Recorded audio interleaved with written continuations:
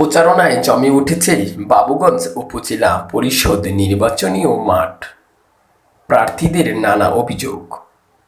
ষষ্ঠ উপজেলা পরিষদ নির্বাচনে চতুর্থ ধাপে বাবুগঞ্জ উপজেলা পরিষদ নির্বাচনে থেকেই সরদার মোহাম্মদ খালিদ হোসেন স্বপন কাপ্রিস মার্কার প্রার্থীর প্রচারণায় জমে উঠেছে তার নির্বাচনী মাঠ। প্রতীক বরাদ্দের পর প্রত্যেকেই যার যার মতো প্রচারণা শুরু করেন। গণসংযোগ, জনসভা, উঠান বৈঠক, গণকীর্তন গেয়ে মাইকিং সহ বিভিন্নভাবে তারা প্রচারের কাজ চালিয়ে যাচ্ছেন প্রার্থীরা। এদিকে খালিদ হোসেন স্বপন অভিযোগ করে বলেন, বিসমিল্লাহির রহমানির রহিম। ধন্যবাদ সাংবাদিক ভাইদেরকে। আসলে ব্যতিক্রমী ধর্মী যে আমাদের ওয়াদা আছে সেটা স্থান কাল পাত্রভেদে আমরা অবশ্যই সেটাকে গুরুত্ব দেব। তারপর জননেত্রী শেখ হাসিনা যে এখন স্মার্ট বাংলাদেশ করার ঘোষণা দিয়েছেন সেটার সাথে একত্রতা প্রকাশ করে এবং সেটাকে অগ্রাধিকার দিয়ে তারপর আমরা আমাদের এলাকার যে কী করলে আমাদের এলাকা শান্তিতে থাকতে পারবে জনগণ থেকে সেই দিয়ে তাদের মাধ্যমে সেগুলো জেনে আমরা সেগুলো সমাধান করার চেষ্টা করব।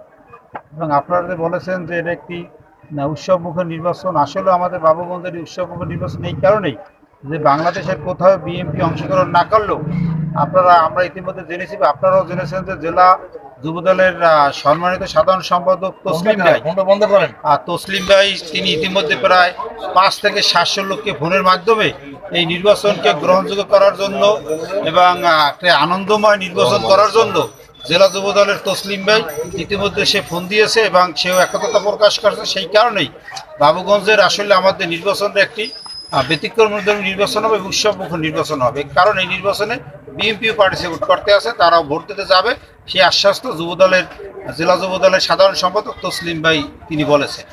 তসলিম কি বলেছেন বার্তাটা? সে বলেছেন যে সবাইকে ভোট সেন্টারে গিয়ে ভোট দেওয়ার জন্য তিনি বলেছেন। আপনাকে কি মুঠোফোনে না মুঠোফোনেই সে অনেককে বলেছে, আর অনেক প্রমাণ আছে, মুঠোফোনেই সে বলেছেন। এবং এটা তো বাবুগঞ্জ একটি মানে সবার মুখোমুখি যে জেলা যুবদলের সাধারণ সম্পাদক তসলিম ভাই এই নির্বাচনে অংশগ্রহণ করতে আছে এবং তার ভাই যে জানেন যে বরিশালে একাধিকবার মেয়র নির্বাচন করেছেন সেই শ্রদ্ধেয় বড় ভাই। আপনি কি প্রতীক নিয়ে নির্বাচন করতেছেন? আমি কাপ্রিস মার্কা নিয়ে নির্বাচন করতেছি। অভিযোগের বিষয়ে বরিশাল জেলা যুবদলের সাধারণ সম্পাদক তসলিম বলেন, আমি সাংবাদিক বলছিলাম বরিশাল থেকে। জেলা যুবদলের সাধারণ সম্পাদক বলছিলেন তসলিম ভাই? জি, আমি আপনার একটু বক্তব্য নেওয়ার জন্য ফোন দিয়েছিলাম। এটা হলো বাবুগঞ্জ উপজেলা নির্বাচনে আজ বাবুগঞ্জ উপজেলা নির্বাচন পরিষদে ভোটের মানে ভোট কেন্দ্রে মানে আপনার দলে যারা আছেন তাদেরকে নাকি ওই যে চেয়ারম্যান প্রার্থী মোসাম্মদ ফারজানা বিনতে ওয়াহাব এর পক্ষে ভোট দিতে বলছেন কিনা আপনার দলের লোকজনকে। এই বিষয়ে তিনি একটু আমাদেরকে বলছি তো আপনার একটা বক্তব্য প্রয়োজন। আপনারা কি জানতে চাই এর বিষয়ে, মানে সে এটা বলছেন, আপনি কি বলবেন? মানে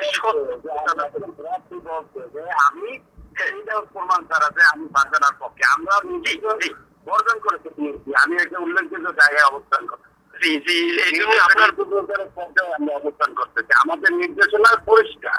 জি, আমরা কেন্দ্রেও যাবো না, ভোট দিতেও যাবো না, কাউকে সাপোর্ট করবো না। এই সরকারের ওখানে কোন নির্বাচন আমরা করলে তো আমরা নিজেরাই দাঁড়াইতে পারতাম, আমরা ভোটকে প্রত্যাখ্যান করি।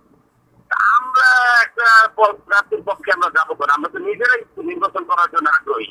সেক্ষেত্রে দল যেহেতু সিদ্ধান্ত নিয়েছে নির্বাচনে যাদের আমরা নির্বাচনে যাইনি, এখানে ভারজানা তো আওয়ামী লীগ করে নাকি? জি, আওয়ামী লীগ করে, ভারজানা আওয়ামী লীগ করে। এর পক্ষে বিএনপির ধারণা কি? না, এটা ধারণা এই জন্য এই যে তাহলে আপনি কি মনে করেন এই যে খালিদ হোসেন স্বপন ভাই এটা আপনার জি তার ধারণা যে আমরা যেহেতু এটা প্রত্যাখ্যান করছি, তার ধারণা সে আওয়ামী লীগের সভাপতি, অতএব আওয়ামী লীগের সভাপতির বিপক্ষে কেউ না কেউ যেহেতু আমার বাড়ি বাবুগঞ্জ মনে করতে পারে সে তার একটা অলৌকিক আকাশ থেকে ধরিয়ে নিয়ে যদি একটা কথা বলে, এটা যদি সে একটা ডকুমেন্ট আমি আপনাদের কাছে বলতো সেইটা নিয়ে একটা কথা বল না, আমি ব্যাপারে আপনার বক্তব্য। হ্যাঁ, এটা এই জন্য আপনাকে ফোন দেওয়া। আমি যদি বলি আপনাকে যে আপনি যে ভারজানা নির্বাচন করতেছেন তাহলে এটা কেমন হইবে বলেন? না সেটা এই জন্য বলতে একজন বলছে, এটা আমার তো দেখতে হবে যে সত্যি বলছে কিনা, তার ডকুমেন্ট থাকবে, এই জন্য আপনাকে ফোন দেওয়া। আপনি যেটা বলছেন আমরা নির্বাচনকে প্রত্যাখ্যান করেছি, আমরা এই নির্বাচনকে বিএনপি প্রত্যাখ্যান করেছে। আমি ব্যক্তিগত যুব দলের একজন কর্মী হিসেবে আমি মনে করি যে আমার এই নির্বাচন প্রত্যাখ্যান করা উচিত, সেখানে ভোট চাওয়ার তো কোনো প্রশ্নই ওঠে না। আচ্ছা তো ঠিক আছে, আমি এই জন্য আপনাকে ফোন দিচ্ছি। আপনার এই বক্তব্যটা আমরা বরঞ্চ যারা নির্বাচনে যাচ্ছে তাদেরকে আমরা সুযোগ করতেছি। জি জি এখন উনি কোন জায়গায় পাইলো কিভাবে পাইলো এটা উনিই বলতে পারবে, কারণ আমরা তো এই নির্বাচনকে নিয়ে ঝামেলা আছে বিধায় আমরা জানাজা করতেও যাই না। হ্যাঁ আমাদের এলাকায় 3-4 লোক মারা গেছে, আমরা জায়গাতে জানাজা করতেও যাইনি ওনাদের কারণে, যে এখানে গেলে নির্বাচনী কথাবার্তা হয়।